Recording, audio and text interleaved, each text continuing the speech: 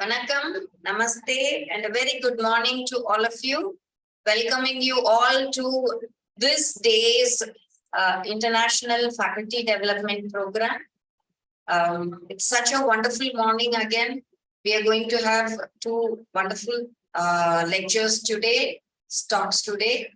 And so the yoga therapy in healthcare and educational settings. So that is the whole theme of this international FDP. So without much ado, starting with the prayer.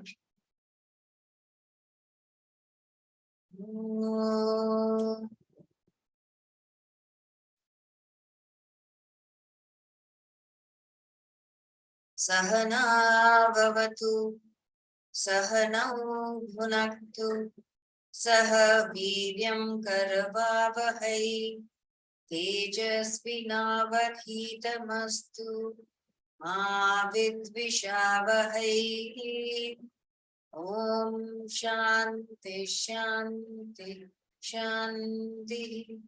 Om.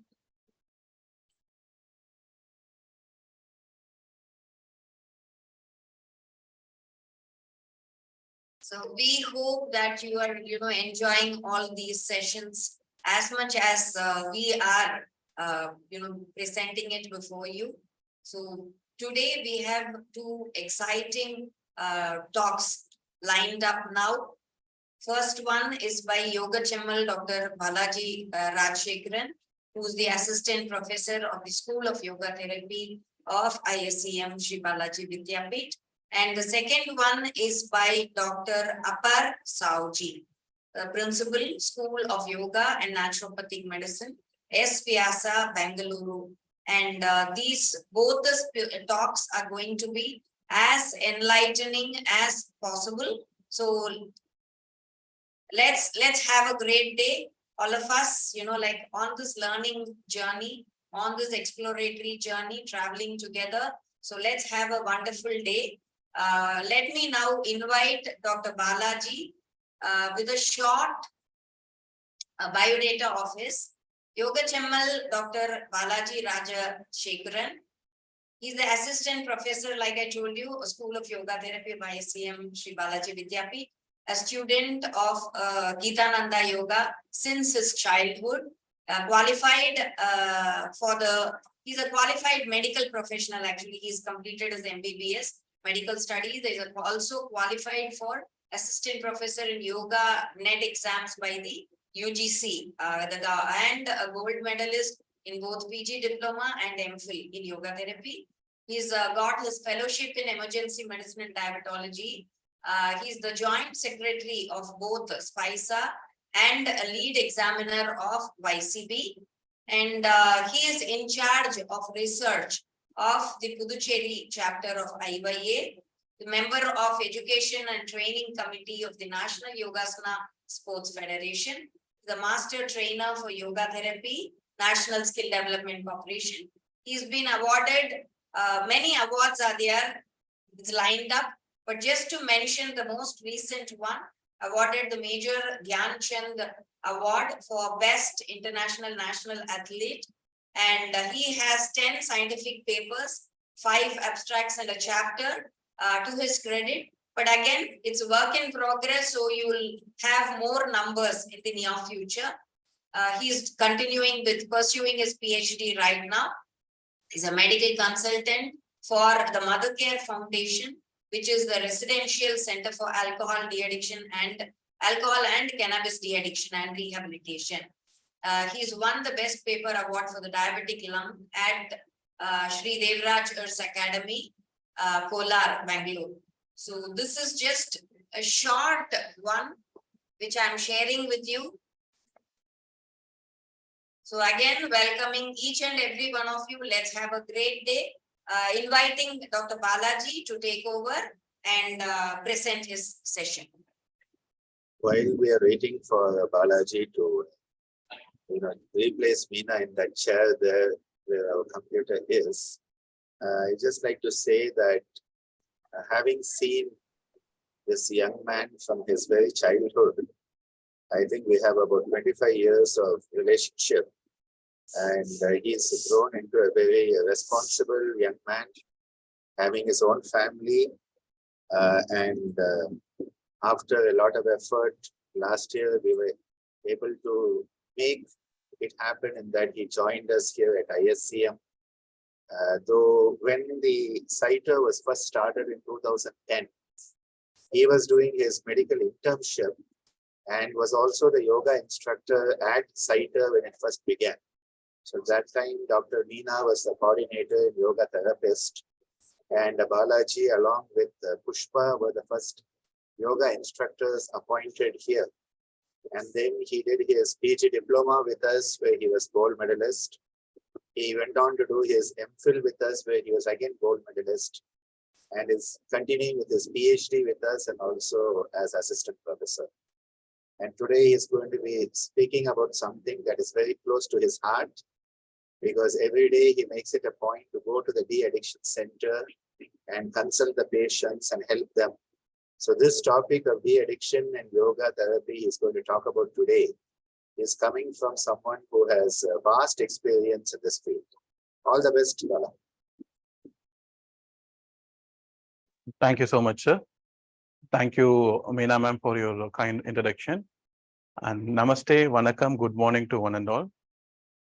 Today, I'm just going straight into my topic, that is role of yoga therapy in addiction.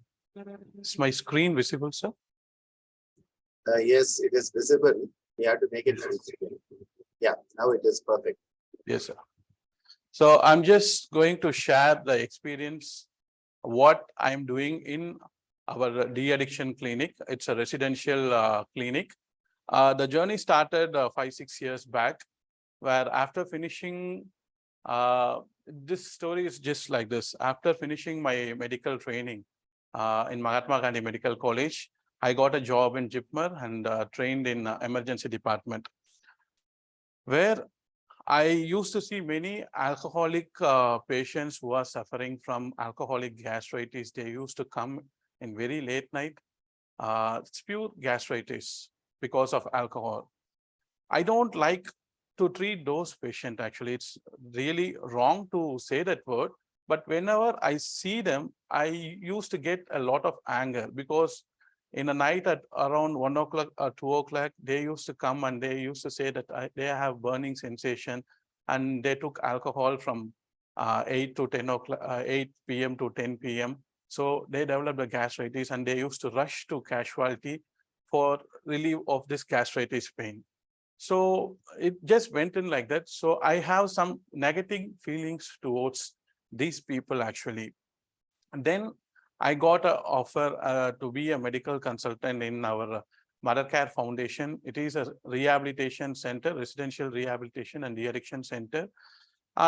First, initially, I went there. I don't know what to do, because I have a negative approach towards these patients. And it was a very new thing for me as a medical doctor. What I'm going to offer for this patient, I'm going to justify my role on it. So whatever the case, whatever the problem, whatever the situation, I always used to discuss it with my wife. She is also a medical doctor. One day she told that just usually transformed everything. She told, all the people who are taking alcohol are not bad people. All the people who are not taking alcohol are not good people. So that statement from her made me to think differently about these kind of people. And as time goes, I able to learn lot of things, understand lot of things, why they are taking this alcohol, not only medically, through yogic way. How can I help these people to have a wonderful life like other people? So here I'm going to say what yoga is offered and what is the role of addiction, how yoga acts and how it transforms them. So these are the main things. First, I will share what is addiction, what are the causes of addiction. Those things will go on. And I want to tell you that yoga training is become a everyday practice session for these patients who are in our Mother Care Foundation. Every day morning, they have 1 hour session of yoga. So here, along with the modern medical therapy, we have a psychiatric consultant also, extensive counseling session, and yoga is part also their rehabilitation and de-addiction treatment in our MCF. So according to the World Health Organization, the burden of this use of this substance, alcohol and illicit drugs, is 5% of total disease. And these play indirectly to the non-communicable diseases like obesity, coronary artery disease, stroke, heart attack. So this 5%, not one, it's purely because of this substance abuse, and they play indirect role to the complications caused in the non-communicable diseases also. And the harmful use of alcohol claims 2.5 million lives per year. Imagine, it's not simple. And in India, if you see the status, alcohol use in India is 16 crore people uses alcohol. We know our population, in that 16 crore people uses it alcohol, and 5 crore people who are using it are having the problems. And even 2.9 crore people have dependent to alcohol. This is not something, this survey was taken by the Ministry of Social Justice and Empowerment in 2019. I'm sure it have been increased more, because 2019, 2021 was the COVID era, 2020, 21. It was reduced, but now everything became normal. So definitely the numbers would have been higher. Next most surprising thing was, for every 1 woman who consumes alcohol, there are 17 men who are taking alcohol. So it's there in India, it's happening with our knowledge also. And the most important thing, which I feel the danger for the younger generations, is the cannabis. In our center, on the age group of 18 to 28, young boys who are in college, who finished their schooling and who discontinued, who are doing work, most these kind of boys are addicted to cannabis, and few, I want to say, we don't know what to do them. 3.1 crore users are there for cannabis use in India. It may be used in a type of bong, 40 lakhs. The second one is the most difficult to treat, ganja. It's used in the form of smoke, actually. 50 lakh students are taking this ganja and addicted to ganja. It's very difficult. When they get addicted to this cannabis, it's very difficult to treat them, actually. So this is the scenario of how we are going down with this alcohol and cannabis. My talk is purely basic on alcohol and smoking today. So that's why I gave this scenario, how much is happening in this part. So what is addiction? It is a compulsive seeking, and then it's obtaining a substance while behavior increasing becomes out of control. They want it. Whatever may happen, they want that substance. You may see in it movies, you can hear stories, but this is true. Addiction is something with this definitely transform ourselves into a pure animal nature. And what plays an important role in this addiction is the neurotransmitters. Neurotransmitters are a chemical messengers without which our body cannot function at all. It transfers the chemical energy, the message from one cell to from one neuron to the target neuron. We have a separate, more than 100 varieties of neurotransmitters are there. It is very difficult to tell the exact number, but dopamine, serotonin, GABA are the few important neurotransmitters we want to establish here. So dopamine or dopamine variant, adult credited the neurotransmitters, GABA and opiates are playing role in addiction as well. What does dopamine do? Dopamine controls the body movements and coordination. So definitely when an alcohol patient, you can see the alcohol patient, whether he has the control movements in the body and whether he has coordination, no. So alcohol directly decreases the dopamine. The neurotransmitter is getting damaged. And what does serotonin do? Serotonin helps to regulate the digestion function, especially the appetite and bowel functions. That's why the function is not happening properly with that. That's why they develop alcohol gastritis. See, serotonin is very well decreased in depressive patient. Obviously, patients who are addicted to substance, they will be first they will be very violent, and second they will go in search of loneliness, and they will go into a state of depression, then the mental disorder, then the life is going to hell for them. So how to recognize the addiction, a working recognition? We have 4 or 5 C's. Craving, whatever can happen, they want to have it. That craving, that much will be there. And compulsion, they lost the control over them and continue use despite of consequence. Whatever may happen to them, to the family, to the social, their education, their finance, they won't think about anything. In spite of all the consequences, they want to use it. And chronic use becomes a clear neuropsychiatric patients. So these 4 or 5 things are a classical definition or classical things, symptoms to recognize an addiction patient.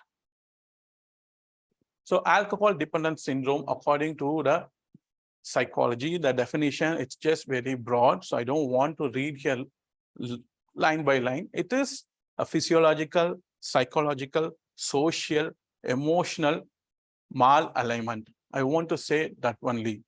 And total destruction. First, it will be like a pleasurable symptom.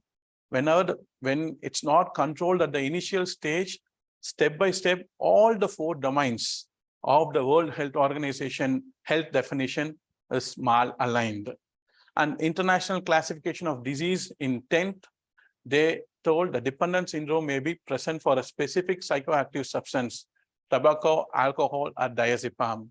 So diazepam is more related with the medical or the paramedical stuffs, and even with the college, medical college students actually. But if you see in the interiors, tobacco and alcohol are the most chronic psychoactive substance. For a class of substance, opioid drugs and wide range of pharmacologically different psychoactive substance. So I just want to put this slide because this is a probability of becoming dependent when you have tried a substance at least once. No, it's very less chance of having that heroin, cocaine and all in our part of world, but it is happening. But the most thing, first, the primer one is tobacco. Even the cigarettes packet itself has written there, smoking kills. So even though people are trying it actually. So tobacco, if once you tried it, 32% it is there that you can take a next puff. And the last one, inhalants, 4%. When you think about us, few people who like the smell of the Xerox paper, the paper who took print immediately, the paper of currency notes. So that is also addiction according to these slides actually. So inhalants in that, and yeah, stimulants and cannabis, analgesics, everything is there. But if you try this at least once, you have more chance of getting into addiction is very high. The possibility is very high. So this is a type of awareness that these are harmful substances for our life. So better we should avoid them and we carry on our life. And what are the causes of addiction? Many reasons are there. Whenever I ask my patient, how many years you are taking alcohol? They say, some people say last 10 years, last 20 years. Someone even said, I am taking alcohol 8th standard of schooling, 10th standard of schooling. So how you started to take alcohol? We started jovially with our friends and gradually progressed. And I can't able to bear a family pressure, bear a work pressure, financial pressure, And I want to feel free. These are the reasons these patients still actually. And yeah, everyone has a problem. Who's in the world is not having a problem?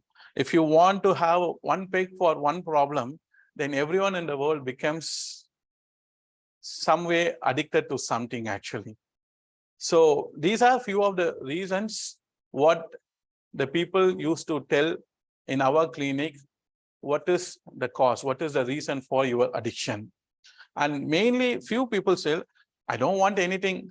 I don't want to face anything. I don't want to speak to anyone. I want to go home, take alcohol, sleep nicely. So few people also said like that. And one more thing is, so some people, they have, I feel empathy for those patients. For example, some people said, my 2 sons died because of accident. I don't know what to do in my life, so I am taking alcohol. And few patients said, my wife died. No one is there to take care of me. I don't even get a proper food in my home. Why should I die? Why should I live? So I take alcohol. Some patients have said, I'm doing a heavy work, lifting 40 to 50 heavy bags, the loadmans, and cleaning the ditches. These kind of people, they, because of pain and because they can't smell what the smell is coming out of their body. So for some time, they don't want to smell that. For some reason, they don't want that pain in the body. So they want to take alcohol. These are the some patients I have empathy with them, and we did a lot of counseling to them. Few accepted the fact this is not good, and few still, I don't have any way other than to relax. So we are keep on doing. And the next common thing is athletes and bodybuilders. They take anabolic steroids. Recently, 2 weeks back, I heard the news that one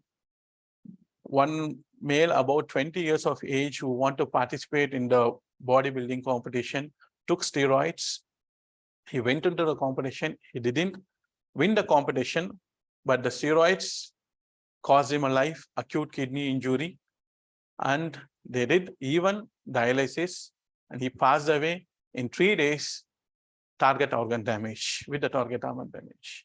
So the cause of addiction may be many, but even though it is okay, the cause is okay, but taking alcohol is not the solution. That's what we tend to tell to all the patients. The awareness is lacking everywhere.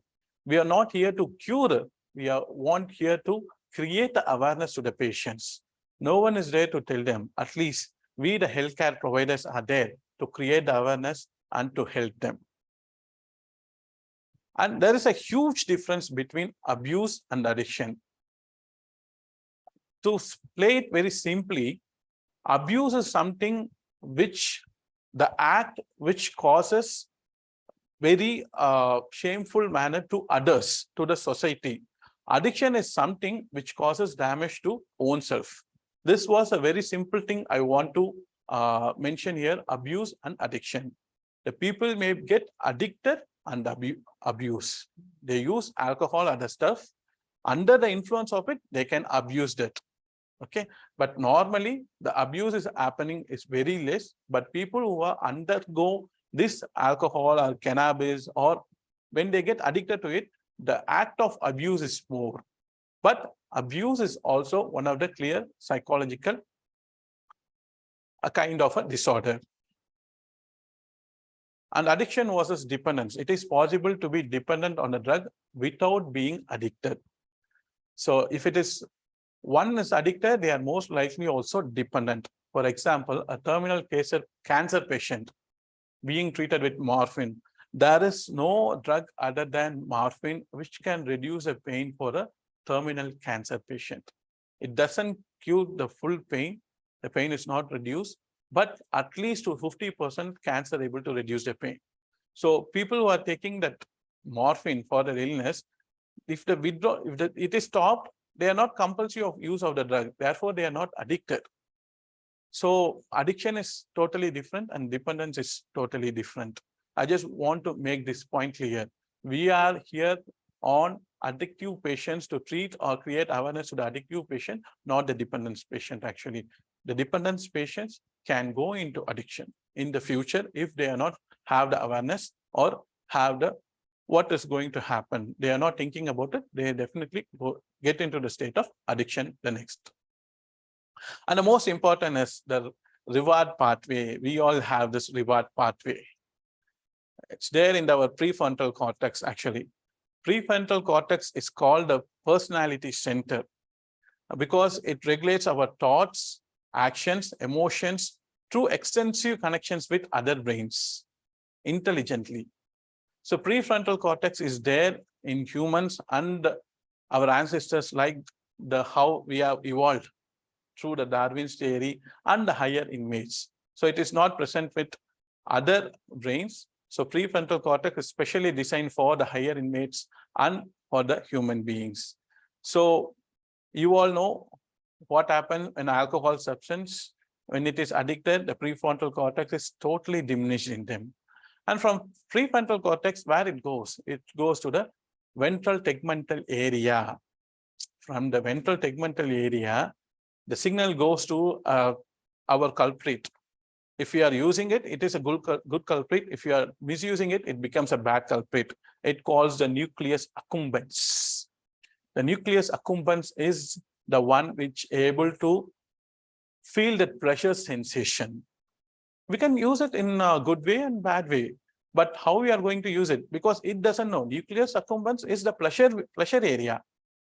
How we are activating the nucleus accumbens, how we feel that pleasure sensation, is the control is within us. If we are taking alcohol, we should not point on nucleus accumbens that we are taking alcohol because of nucleus accumbens. No. I will explain that. Nucleus accumbens is the pleasure center. It responds to dopamine. See that I have plotted it in the red signal. It is the danger one. Okay. If you treat it positively, it has its own effect. If you treat it negatively, it has its own effect. We all have appetite. We have a pleasure sensation for food, sex, drugs. Everything is there. But these are physiological actually. So it is a part of a lizard brain. It responds to drug, responds to food, sex. It sends signal to your frontal cortex. And the pleasure center is abnormal, damaged in addiction. Continuously we are giving the negative effect, definitely it will get damaged. We have the reward pathway. Again, I'm coming back to the reward pathway. The prefrontal cortex, ventral tegmental area, nucleus accumbens. Nucleus accumbens, it's our main hero here. So stimulation of the reward pathway produces highly pleasurable sensation, providing positive reinforcement, which promotes further use. Which promotes further use, maybe anything, a drug or food or sex, which is normal, abnormal, we have to understand that. Again, I think produce highly pleasurable sensation. We have tasted it, we have used it, we like it. So it has provided a signal of positive reinforcement to further use it. The reward pathway is in the limbic system. Limbic system is a pivotal role in behavior. Manifestation of neuropsychiatric disorder can be explained in the very difficult circuit that the limbic system has actually. So it consists of the nucleus accumbens, ventral tegmental area, and the prefrontal cortex. And the neurons of the ventral tegmental area contains dopamine, which is released into the nucleus accumbens and prefrontal cortex in response to natural or artificial reward stimuli. Now we go into the type of reward system, the natural and the artificial system. The natural system is food, water, sex, and nurture. Everyone want to experience this pleasure and everyone likes these things. This is natural. This is natural because it is physiological. It is normal. So nothing wrong in having the natural reward system. But the artificial things, rewarding systems, drugs, alcohol. So that is the one which, when we keep on reinforcing the artificial reward system to the nucleus accumbens, the nucleus accumbens damage completely, signal won't go properly, and there is the prefrontal cortex. It won't act intelligently to regulate the thoughts, emotions, and it don't communicate with other parts of brains. That's what I want to clearly explain in this slide actually. Again, ventral tegmental area contains dopamine. I told about dopamine. It is one of the neurotransmitter which controls the body movement and coordination, and which is released in the nucleus accumbens and in the prefrontal cortex. This slide. What is normal non-addicted brain and addicted brain?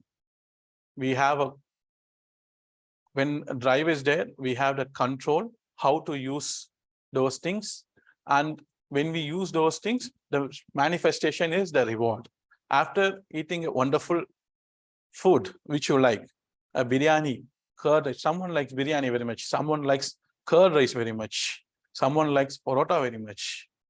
So automatically it goes. When many people have said that when they see the KFC board, automatically they started to salivate in the mouth.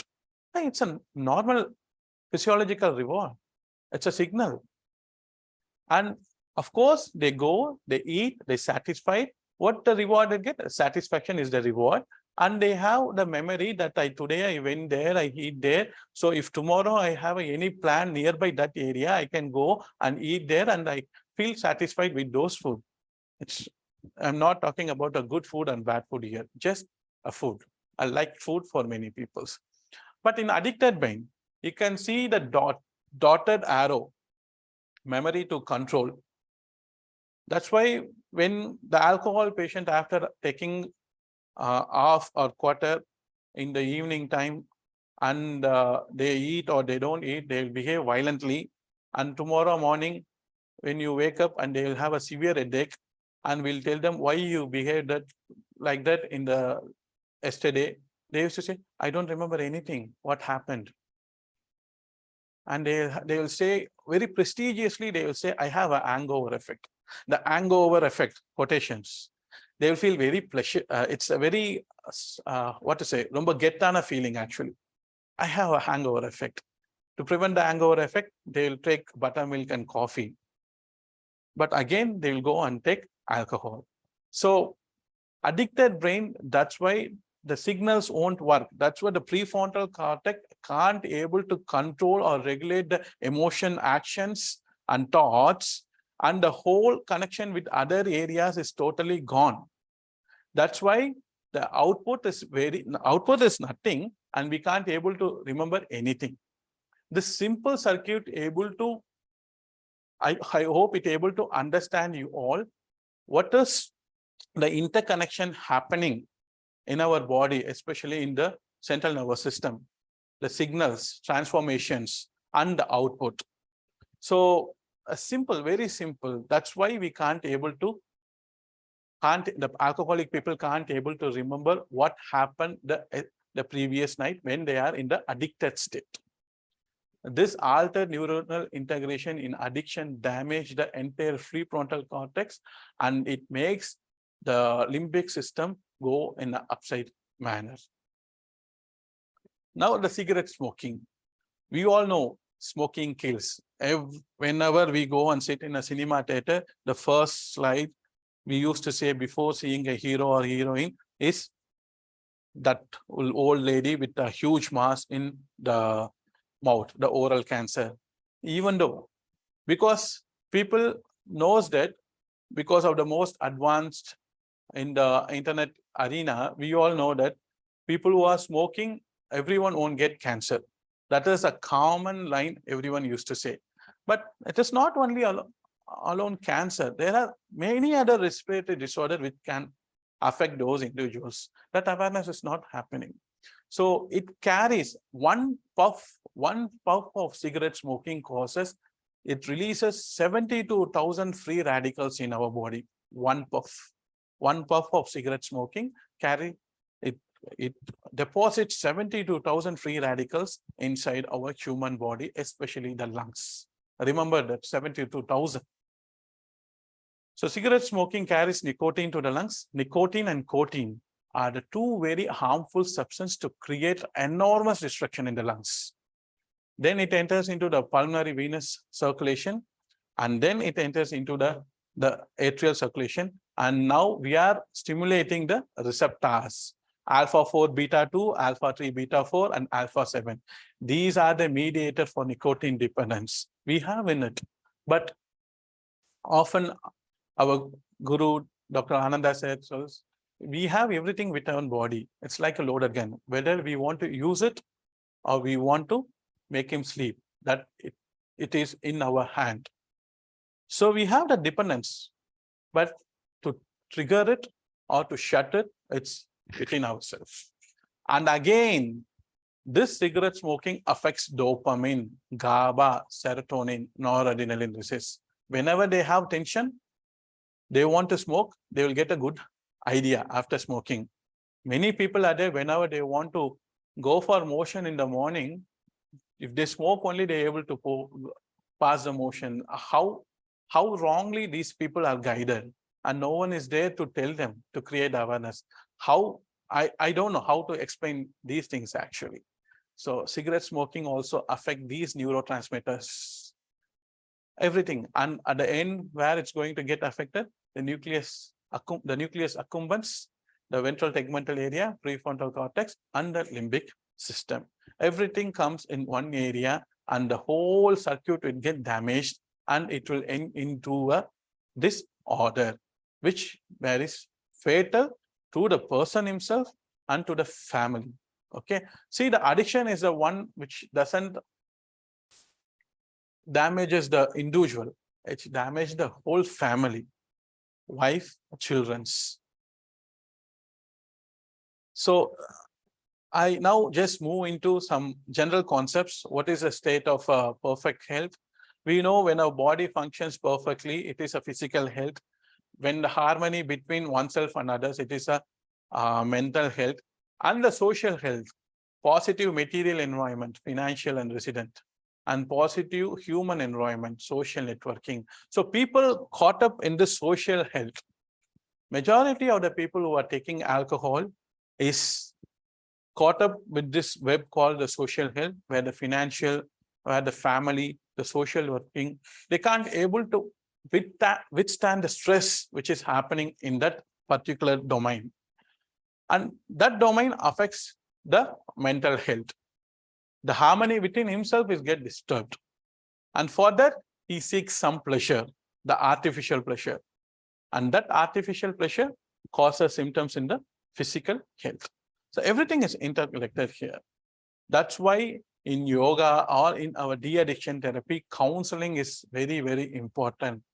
A therapy is not completed without giving a proper counseling session or a diet session. So everything comes into a counseling.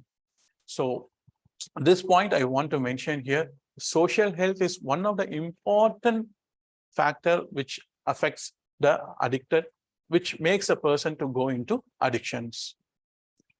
What is yogic perspective about health? Swasthya, salitogenesis, self, life, star is enshrined or manifest. This is what the salitogenesis also means, what we are here, the only institute in medical college in the world which is attached to a medical college, and only one center in India having the name of salitogenesis. It's very similar to the word called swasthya in Sanskrit, the yogic term. The source of life which is within us manifested in a stable and balanced manner through our physical body, mind, and intellect in our system. Then only we called as we are perfectly healthy or a healthy person. According to this definition, very sorry, no one is healthy at all. Next, the concept of Panchakosha in yoga. We all know the concept of Panchakosha, Annamaya, Pranamaya, and it goes up to Anandamaya. Okay. And the basic needs of life, food, energy, mind, and then the highest state like discrement and bliss. So first three sheets are important for physical, mental, and social well-being. When the social well-being disturbed, we can't able to enter in the spiritual well-being, the next two koshas. And there happens the mal alignment in the koshas, the 5 sheets which surrounds in our body, this mal alignment, and we are going to separate ourselves from the sheets. And this disassociation is called the Nara in yogic term, psychic disassociation. So it is our duty to able to maintain a good balance in everything. Even though we can't able to reach the higher state, first we have to make balance between ourselves in the physical, mental, and social levels. Remember, health is part of our evolutionary process towards divinity. If nothing is working perfectly in body and mind, going into the next step is very difficult. So keeping our health is the most important thing to reach the higher the levels, to become Sama with Adi. What causes these type of mind disturbance? We all have this, the Pancha Kleshas, Avidya, Asmita, Raga, Dvesha, Abhini, Vesha. The most common, the Avidya is ignorance, but everyone has an ego, everyone has likes and dislikes.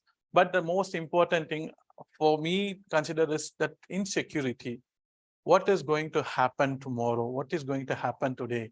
If something happens to me, who is going to take care of my wife and my children? This hanging mind, that causes all the constant worry for daily life, frustration, and that causes also the finances issue, sleeping and dietary pattern, everything we can label whatever we want. And that's end up into a state called the chronic stress. And the stress manifests into our body as this is. So even avidya has a 4 states when it become a dominant. Prasipta tanu vichinna udaranam. So this is not easy, except yogic practice, be into yourself, to study yourself.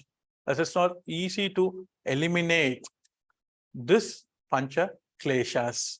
Even though it will come, definitely we all are humans, even though it will come, but there is a conscious control button will be produced in our body when we are into yogic practices.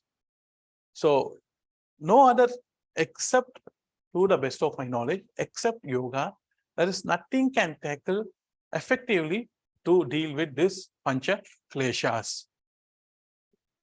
And role of yoga is de-stress yourself to get relief from distress.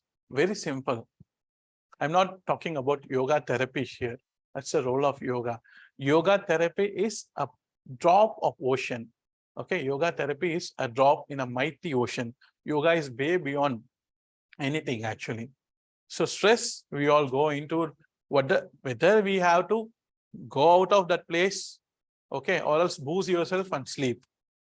That's the sympathetic overdrive, the flight or fight response. Yoga, what it helps here at that time, when we do practice these things, pranayama and dhyana. See, in yoga, I have written down between brackets pranayama and dhyana, because pranayama and dhyana are part of yoga. Yoga and meditation, no. Yoga and pranayama, no. Yoga is one big umbrella. That's what Maharishi Patanjali gave us. It has 8 limbs. The limbs, one of the limbs are pranayama and dhyana. You can't separate pranayama without yoga. You can't, dhyana is not separately termed, you can't term it except yoga actually, because these are the vital tools to make you a disease-free life, to make you keep it healthy, and the feeling of swasthya. Everything is together. People, we are separating it. Okay. Pranayama is one of the vital component of yoga therapy, which can be given as a monotherapy or a combination with asana and pranayama. One of the best thing in yoga is the pranayama, control and conscious expansion of breath. So practicing these things, which helps to decrease the sympathetic activity. It's not a parasympathetic dominance. It balances the sympathetic activity and the parasympathetic activity. It balances the autonomic nervous system. By the way, it helps the body to relax and quiet down, with reduced respiratory rate and heart rates. These are scientifically proven in many studies. On 16th, we are going to release a booklet which has nearly 76 research articles in the past 10 years, what School of Yoga Therapy, erstwhile known as the Center for Yoga Therapy Education and Research, and the School of Music Therapy, how we can help to prevent, or we can help to prevent the progression. We can help to prevent the disease. When the disease manifests, we can help to prevent the progression, keep it in control. How yoga therapy or music therapy help. We are going to release a book on it. So what it's quoted there, it's scientifically proven. And the most important thing is it helps to decrease the cortisol. Cortisol is the inflammatory, one of the potent inflammatory and stress enzyme. And what is the role of yoga in de-addiction? Here I want to put in a different way, because yoga is a multiple angle approach. It's not a for one headache you give one tablet, for one toothache you give one tablet, for fever you give this, for corona even though you have fever you take this, but you have respiratory problem you take it. It doesn't like this. It's not a symptomatic approach. It's beyond it. We'll go for one problem. Automatically the other positive, the negative things which affects us, which are there in the subconsciously in our mind, automatically it goes away. It acts at gene level. That's what it says. Disrupts the beta-2 subgene, which is hypersensitivity to smoking. Yoga disrupts it. It desensitizes the dopaminergic receptors and neurons. When it get addicted, when it get disturbed, these neurotransmitters get disturbed, they desensitize it. Reduce the glutamate release by inactivating the cholinergic receptors. Alpha-3, beta-2, alpha-4, beta-1, they are the cholinergic receptors which mediate for smoking. They reduce that, inactivating the cholinergic receptors. Increase GABA by activating its own receptors, and increase monoamine oxidase by activating the catecholamine receptors. Nicotine levels in blood and urine gradually decreases. We can study that actually. It's already happened, and we have few reports when a person is stop smoking for 2 years. Before 2 years, we take its urine report, the nicotine level will be high. And after 2 years, the nicotine levels are reduced. So it is proven, and prevents the reactivation of alpha-4 beta-2 receptors, and show the withdrawal symptoms in human can be prevented. The most very difficult to deal with the patients are the withdrawal effects. So yoga helps to prevent the reactivation of those mediating receptors. It decreases the CYP2A gene, a liver enzyme, reducing the activity of variant of that gene actually. So cocaine levels, I told nicotine and cocaine are two other harmful gases which destroy the lungs, the alveoli. So cocaine levels in the blood and urine gradually decreases from gene level to physical level. Every domain is completely pressed in the yogic practices. The role of yoga in addiction in a multiple angle, physical, mental, social, spiritual, everything is happening for with using a single tool called yoga. Now I just want to share our experiences. Hope I'm not taking too much time. I'll just go through fiercely. The place where I work here is this the Mother Care Foundation, and this is our case sheet. I'm very happy that I learned a lot of things here about the people. So I just quickly run through what we are doing here. I'm a medical consultant there, and the chairman, Mr. Ramesh Layan Ramesh sir, we are giving a counseling sessions and awareness session to all the paramedical staffs. All the medical colleges staffs from in and around Pondicherry used to come and get the awareness sessions. So we are doing everything here actually.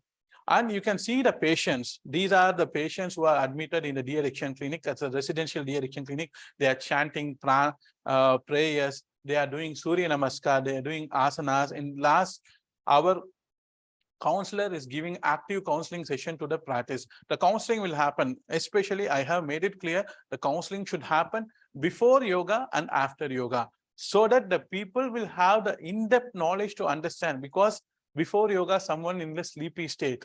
After yoga, they awaken, the inner conscious will get awakened. So that after yoga, I want the same counseling session after yoga also. So this is happening in every day in our de-addiction center. And we studied. I want to prove how yoga helps in this. So with the help of Professor Meena ma'am and my guru, Dr. Ananda, and the dynamic psychologist Kari Ramareddy sir, we studied how yoga helps to reduce the craving and perceived stress in the people who are diagnosed with alcohol dependence syndrome. It is a case control study.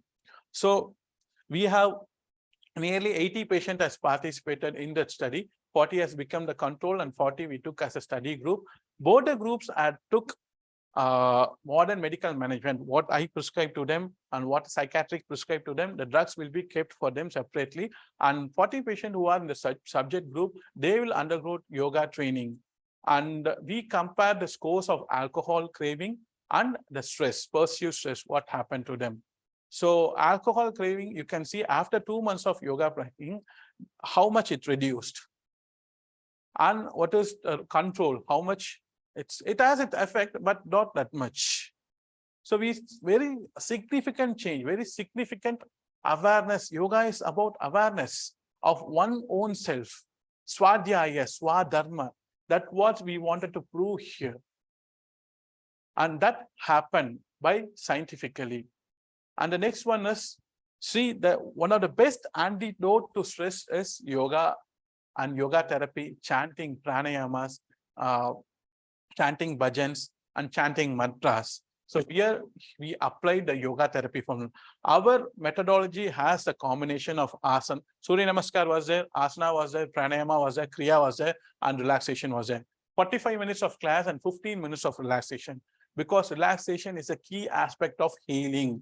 When you relax, you conserve all the energy you gain through those practices, and the energy will be optimally used in all the work in day-to-day life activities. So for stress, we seen physically, for mentally, how yoga helps for these patients.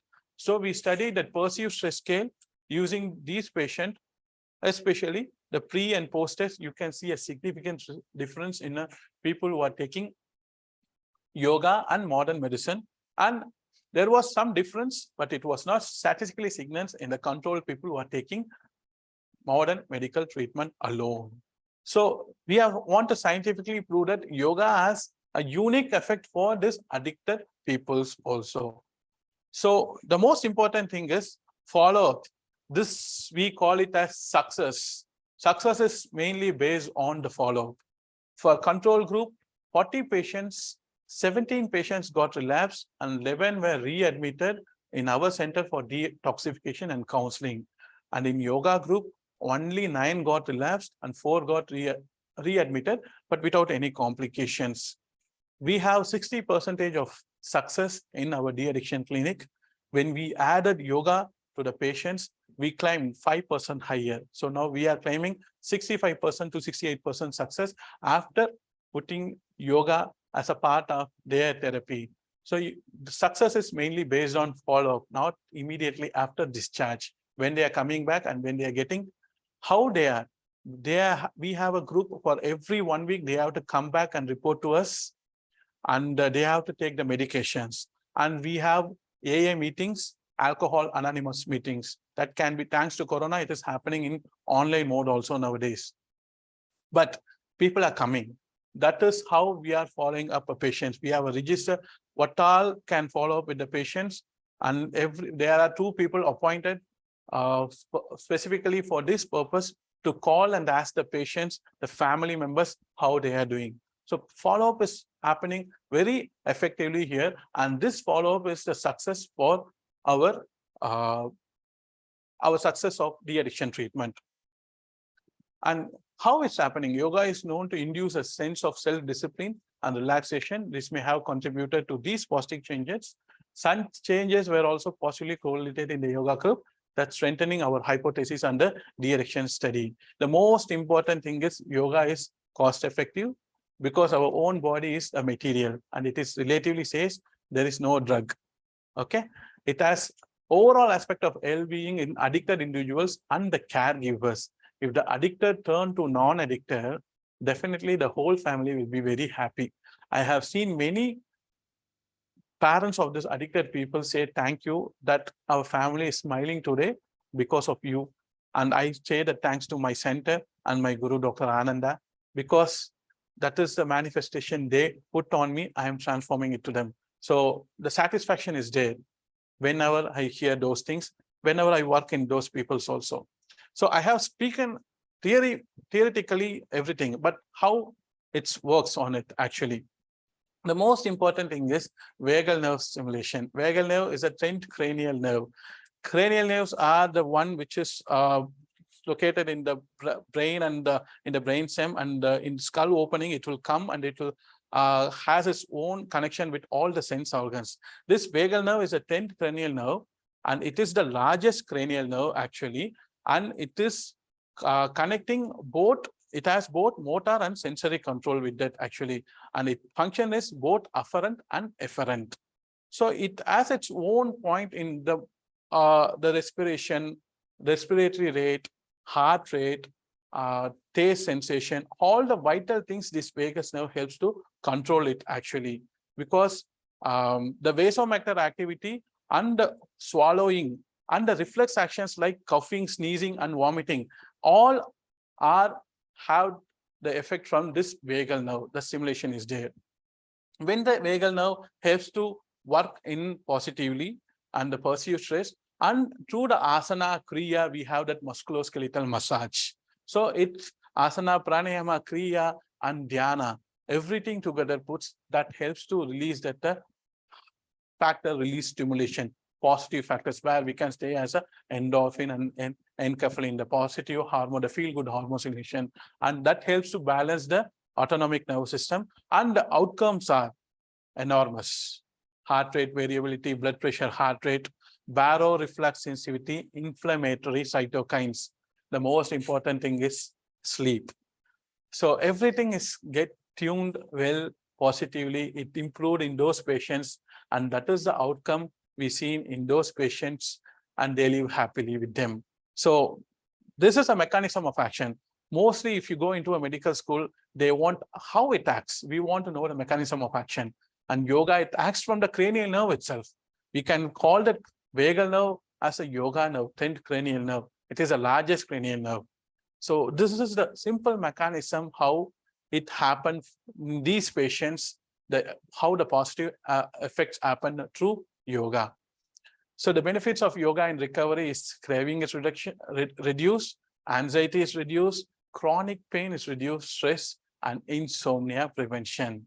If you sleep well, definitely the next day morning, it will be a better day. Okay. That's why whenever we are facing some problems, some issues, try to sleep for some time. If you are relaxed, automatically you will get a good solution. Relaxation is a key for healing. Keep that point often in your mind, actually. So my take-home message is health is reward of yoga to the practitioners on the road towards a self-realization. We know ourselves when we treat our body, when we twist our body, when we do meditate our body, when we have a control over our breath. So that is the important holistic aspect of yoga. And the last thing is my gratitude to all the teachers, especially my guru, Dr. Ananda, my dear Professor Meena ma'am, and all the peoples who are how I am today to everyone. Okay. It's a quality similar to the electricity. So thank you to School of Yoga Therapy, our director, Sir Meena ma'am, and my elder brother, Diana, Charu, Danush, everyone. And thank you to all of you who logged in today to get to know about what is role of yoga in addiction. Thank you so much. Om Dhanyavada, Nandri.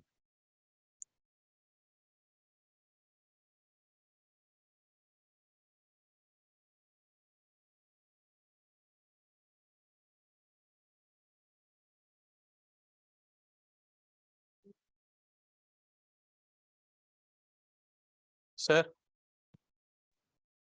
Yes. So, wasn't that a real excellent session by dear Balaji? He really, we need to applaud at all, you know, whatever he said. It is experiential. It is not just theory that is coming out of him. It is what he has experienced, what he has gone through, out of his heart, out of his soul, that he is expressing all this. So first, truly appreciate whatever you have compiled and given, Bala. I think, known him since his adolescence, right? When he finished his class 12 and joined his medicine. It is like, you know, like as a parent, normally ignores when the child grows up. A kid is a kid to a parent. So I I have to say that, you know, I am totally ignorant that Bala knows so much. So it's amazing to see that, you know, he is able to handle such a sensitive topic so well. So let me congratulate Bala on that, because long years of association, you fail to see a few things because you have grown up together and they are still kids to you. So that is something, you know, like even with your own kid, you fail to see. So a truly wonderful session, Bala. It reminds me, you know, like when we started CITR in 2010, the first entry, the first breakthrough that we had was the first referral was from the psychiatry department. When you were speaking, I was just, you know, recollecting all those moments when I even remember that patient's name, but I'm not going to reveal that. It was an alcohol dependent who was sent to us, who was admitted actually here for alcohol dependency. But when he, you know, his wife is a nurse who was working right next to our department. And so she went and requested the consultant, can we try yoga also along with your medication for this person, for my husband? So she, out of the interest, she would come every day, you know, have spend some time with us. And so out of interest, she went and asked the consultant there in the psychiatry department. And then, you know, that was how he was sent to us. So then when he started, Balaji only gave the classes to him. So I think all this goes back to 2010, even way before he became a consultant in the alcohol de-addiction clinic. And after a few sessions, he was discharged from the hospital. And then, you know, like one morning, suddenly he came with 5 more people who just walked into the yoga therapy department, and then said, like, he introduced them, like they were all peers and went into the alcoholism together. So he brought them saying, now that I am completely out of this and I have that, you know, ability to withstand and say no to alcohol now, I want my friends also to get benefited. So he brought his friends, and, you know, that circle kept becoming larger. So this is again another anecdotal evidence is what we can share. You know, history of CITR, when we say, it's something so beautiful to see that, you know, the medical management along with that, by including yoga, how your mind, you know, can be changed, can be redefined completely, so that the change can be, you know, the transformation from the pupa to the butterfly. So you kind of explore yourself and become the butterfly that you need to be. That's what I could, you know, collect from what Balaji said. I can see Ingan was making a lot of notes. I'm sure as a psychologist, as a psychiatrist, you have a lot of inputs too here. So I would ask Ingan to, you know, share her thoughts here.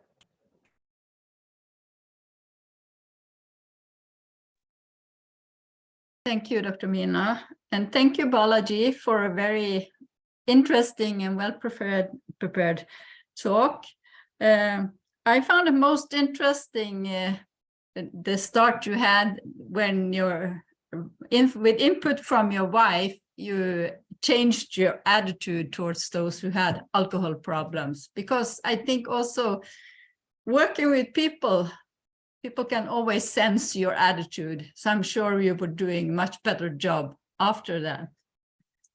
I think it's very important if one is trying to work with and understand addiction, to understand also the pleasure that is given to these drugs, whether it's alcohol, whether it's other drugs, whether it's also cigarettes or that kind of drugs. And to understand what, if you want to create awareness, you also have to understand what those people are dealing with. But I also wanted to point out that when talking about drug addiction, it's also important to understand the social part of it. And for example, I had a professor who was working against the use of nicotine and alcohol alcohol.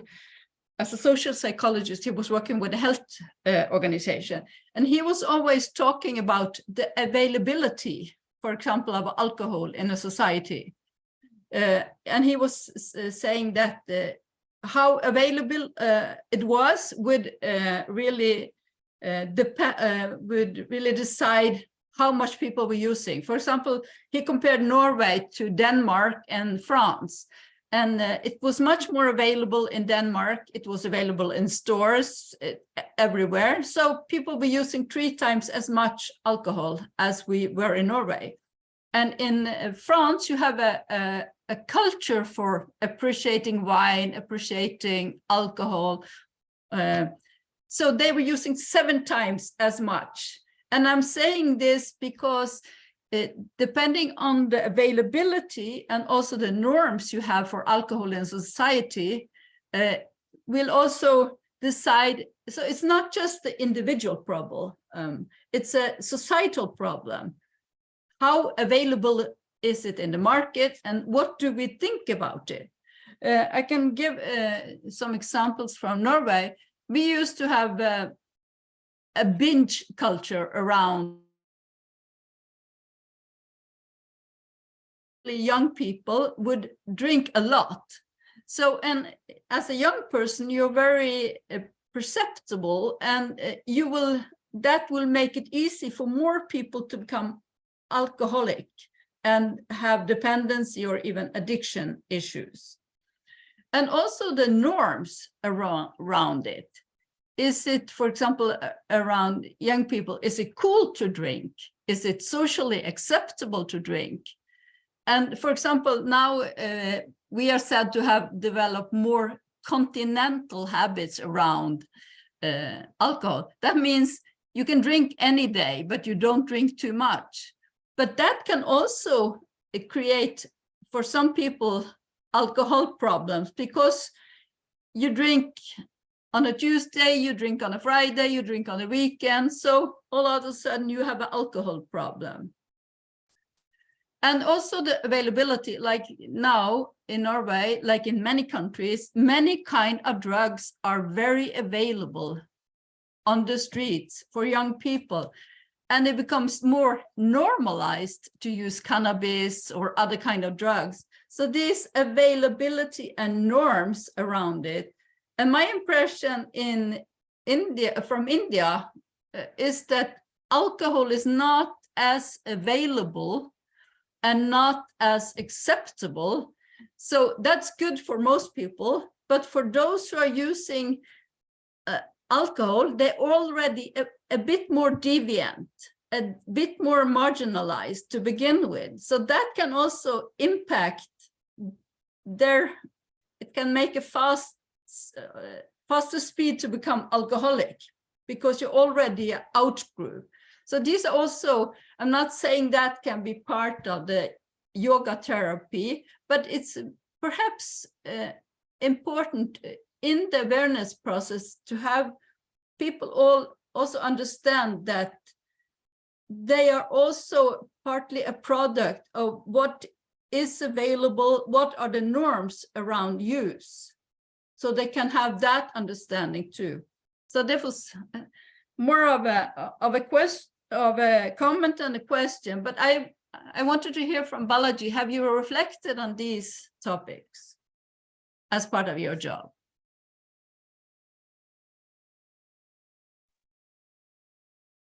Namaste, ma'am. Yeah, we are dealing with those things, but the numbers we see in those things are not that much.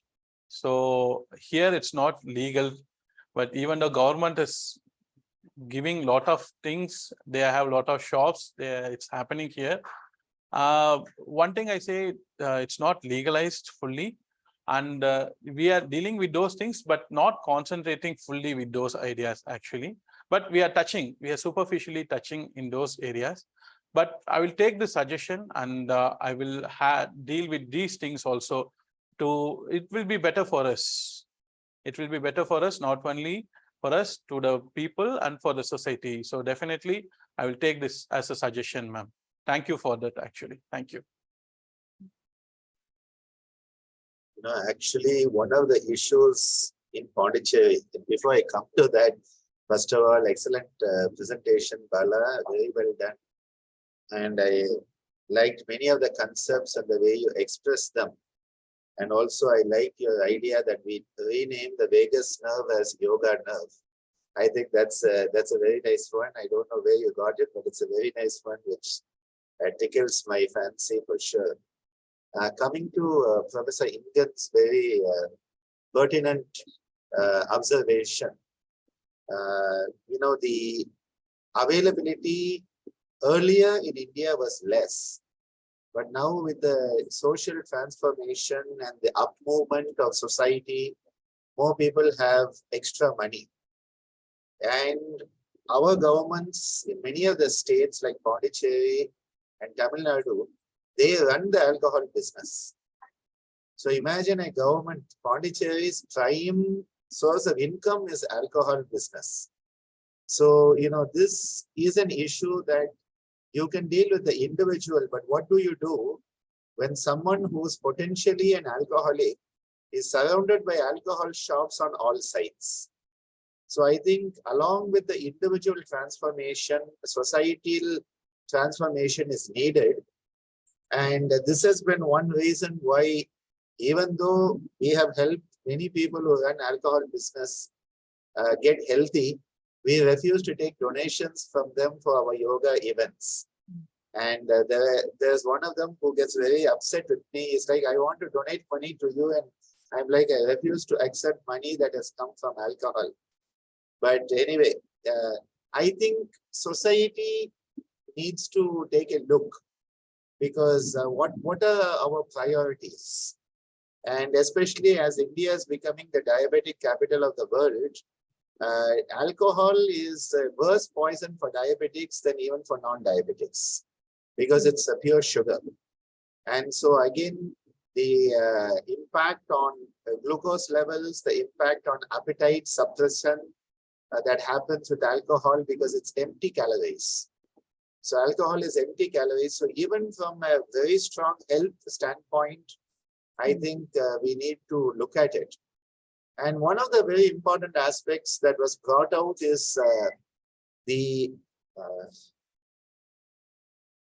systemic. Okay. So fine. I don't know what happened. I cannot see my screen. So okay, fine. So one of the important aspects here is about the relapses, and the fact that the relapses are less when the person has practiced yoga. And I think that is a very important observation that came out of that study is, there is the immediate effect. So immediate effects are one aspect of it, but more important than immediate effect is the fact that you are preventing relapses and readmission. So I think we need to look into that much more. For some reason, my screen has gone off. So, thank you. I cannot do anything. You can't do anything. It's Monitors. okay. அங்க பாலாஜி தான் deal பண்ணும். Sir நீங்க தெரியுறீங்க sir, நல்லா இருக்கு sir, screening இருக்கு sir. இல்ல எனக்கு I cannot see the monitor. Otherwise there will be echo. Devasena miss, please say a few words till we get this issue corrected. Namaste, everyone. What a great help to the mankind, Dr. Balaji. Because we have to, sometimes we have to call him because we always call as our own kid. You can just go Balaji, always like that. So professional work really amazing, and really, I'm really feeling very, very proud of you. And even I stand today your presentation actually, and because every presentation, as Dr. says, you did very well, and I mean coming up very well, as we seen you from the childhood, and of course even those days you are the example. Of course in the Yoga Natal, you know very well. Always we say for the other students, see Balaji Lakshmi's notebook, Dayanidhi's work demonstration, just always you two are the example actually. So still you are the example, and like Ammaji says, it's like growing. And even in the Yoga Natalium, you have seen even the ordinary, I mean the kids, usual kids, or sometime even though below than the ordinary, they were coming very well to the ordinary kids. So you have seen like some of the kids, you yourself told me last time when you were talking about how positioned they are now. I mean, how much they developed in the life. So to see that even from the beginning, and but your work now with the helping with the, I mean, different category, and which is most important nowadays, getting worst actually to the common, not only like lower or middle groups. So it's coming for all the groups. So it's very, very important. And of course, so much. And I'm feel very, very happy. And of course, Ammaji and Swamiji met many, many great people, and they have seen, and they used to tell me that they have seen many people, even though they are not, I mean, yoga practitioners, they are not at all in the yoga field, but many of the officers and many of them, Ammaji and Swamiji always says, they are yoginis and yogis and yoginis. They have met many people, quite a few of them, not at all connected with the yoga field like that. So just to think about like that, I'm just happy that you can help many of them and bring them. Of course, your wife always, I can think that she had the, I mean, the attitude, as doctor said, I mean, Shamli is very, very lovable person, and her smile, I never seen her showing anything actually, very, very rarely, very little bit actually. So just to see her, as Ammaji or Swamiji says, that's what I remember, because even though after coming to our family, she never practiced, I think, but she had the attitude that, as Dr. said, she developed the attitude, the yogic attitude. Many times I have seen that even though you are in the many years in the yoga field, but she can just learn and pursued very much than you actually, sorry to say, but she's really special.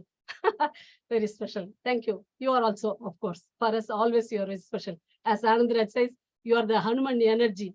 So he can do, Hanuman means he has to finish. That's what Balaji Sarma. So he's Hanuman. So he has to, whatever the job, he has to finish and do well at the same time.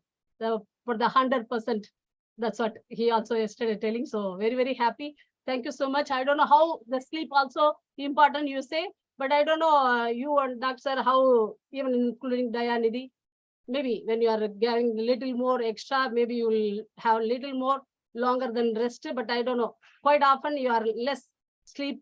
I mean, I don't know how you are managing, just to know. Yes, thank you. Thank you, Devasena miss. Thank you. Thanks a lot.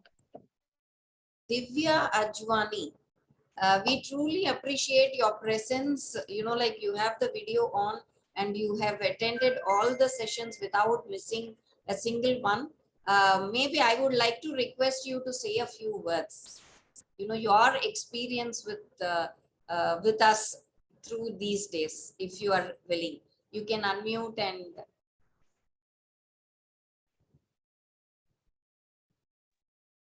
hello, can you hear me?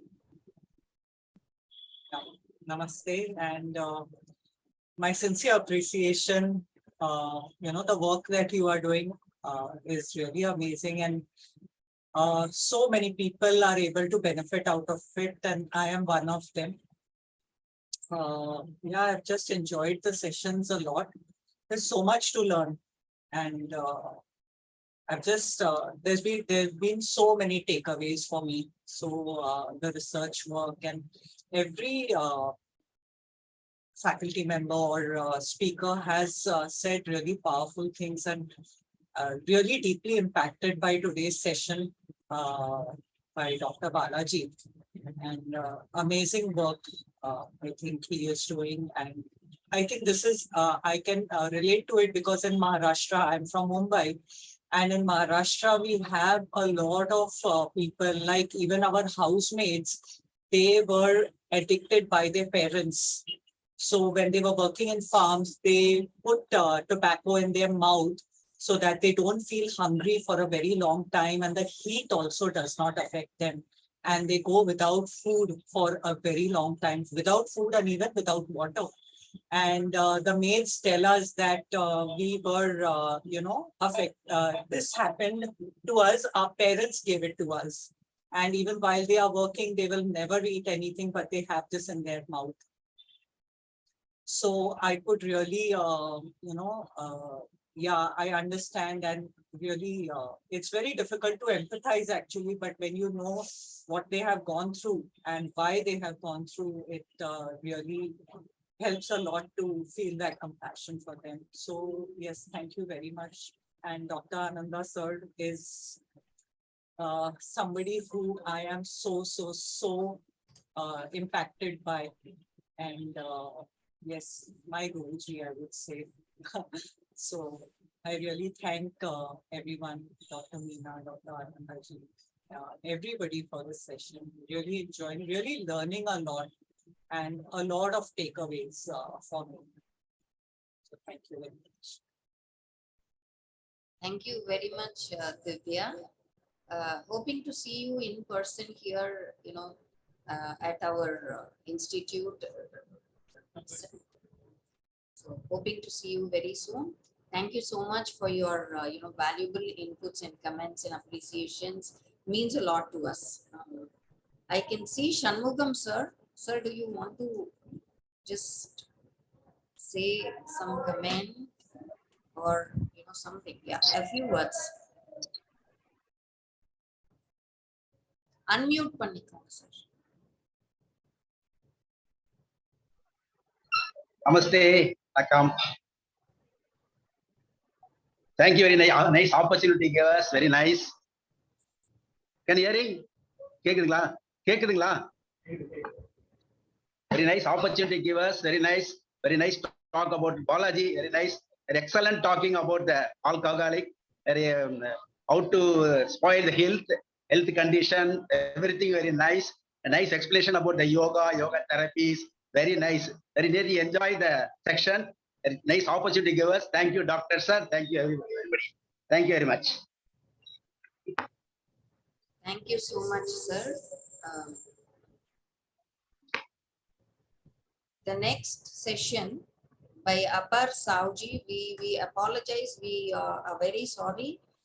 He has been called to Delhi for an urgent meeting, the Ministry of Ayush, and we hoped that he would be able to join us for a few minutes, but it's not happening because the meeting is happening right now. So we apologize for not having his session now. Let's hope in future there will be something that can be connected. The next session will be actually the next day, which is Thursday.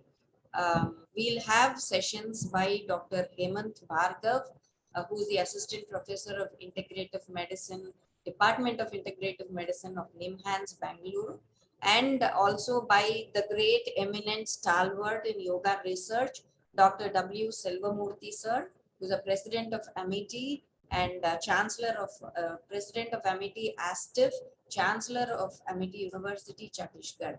So he has had very prestigious posts in DRDO earlier. So thank you so much for your constant support, and hoping to, see you all on Thursday.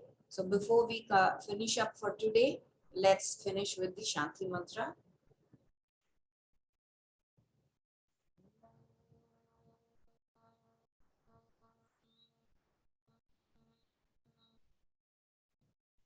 Loka samasta sukhino bhavantu sarve janaha sukhino bhavantu. Shanti, Shanti, Shanti. Om.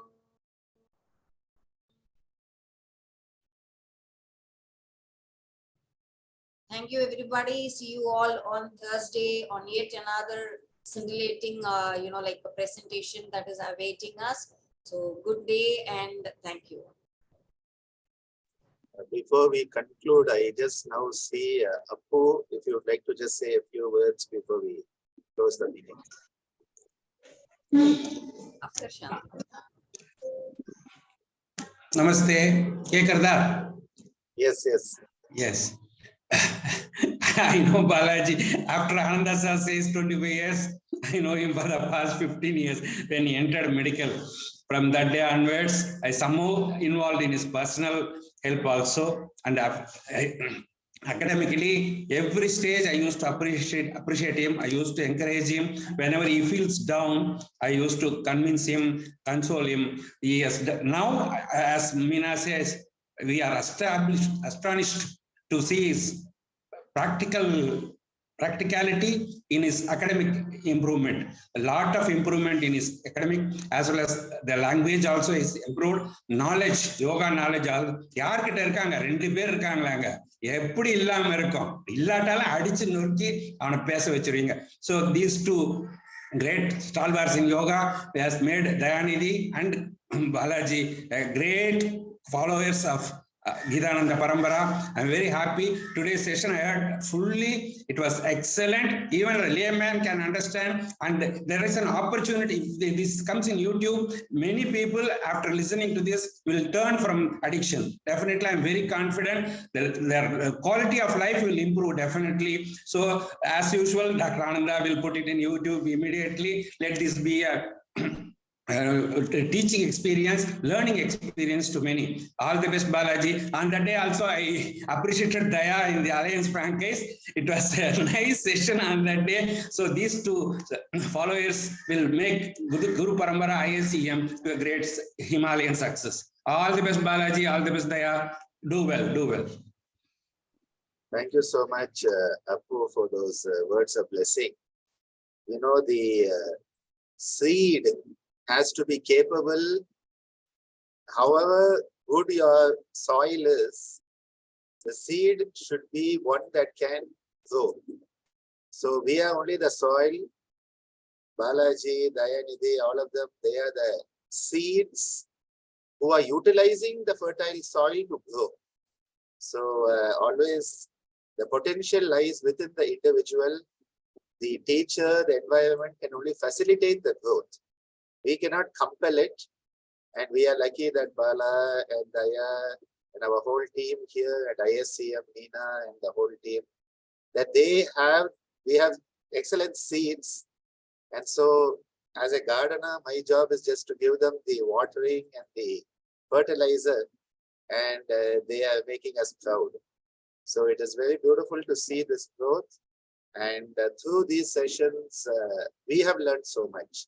So thank you everyone for being with us. See you on Thursday. And of course, Friday and Saturday, if you can make it here in person, join us for a wonderful time celebrating the Yoga Day in SBB Yoga Mahotsav.